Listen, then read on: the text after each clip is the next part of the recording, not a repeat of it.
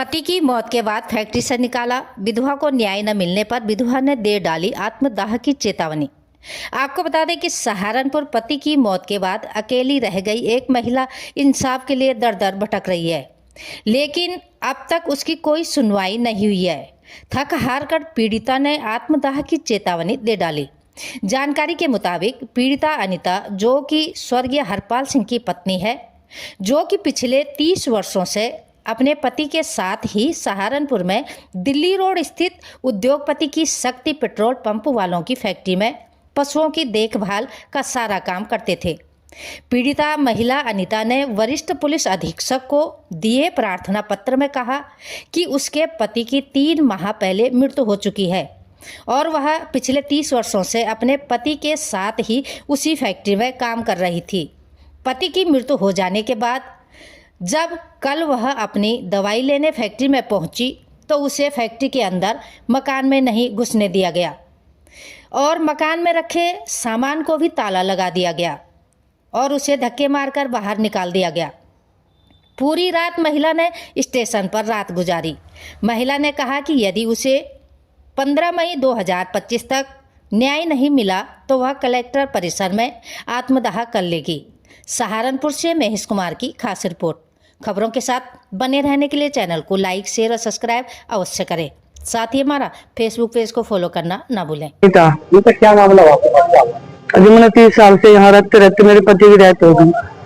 वह गुजर गए। उसके गुजरने के बाद जब सारे लोग आए इकट्ठे हो गए, मैं तो स्थिति में नहीं थी। भाई हम तेरी जिम्मेदारी लेते हैं, तेरे घर बढ़ा कर देंगे, हम बाहर जो भी होगा तेरा आम खर्चा उठाएंगे। जब तो ये तय हुई थी और अचानक से हम कल वहाँ दवाई लेने गए। दवाई लेने के बाद में इतना जाकर मैं वहाँ गोली मैंने बड़ा नहीं दिया, ताला तोड़ के सारा सामान बाहर फेंक दिया। गए थे जी चौकी वाले ने तो हंस रहे थे और उन्हें कोई कार्रवाई नहीं करी। सारे को गए। हम तो यही चाहते हैं अगर कार्रवाई ना भी हुई तो मैं रात के 12 बजे यही हत्या करूंगा। अनिता जी, इनके पति हरपाल जी अमरकांत राणा जी के यहाँ नौकरी करते थे, जो MS राणा के बेटे हैं। शहर की प्रतिष्ठित परिवार है। उनकी फैक्ट्री में काम करते थे पिछले 30 साल से। अचानक उनकी पिछले 2-3 महीने पहले डेथ होने का काम हुआ, मृत्यु होने का काम हुआ। उसके बाद जब 4 लोग बैठे कि ये विधवा हो गई, इनके बच्चे भी नहीं है, तो अब ये कहाँ जाएंगे? तो तब ये तय हुआ था कि यहीं रहेंगी और इनका जो खाना खर्चा है वो हम उठाएंगे। लेकिन कल जब ये दवाई लेने के लिए बाजार गई और जब वापस पहुंचते देखते कि वहां का ताला टूटा और सामान सारा बाहर पड़ा हुआ है।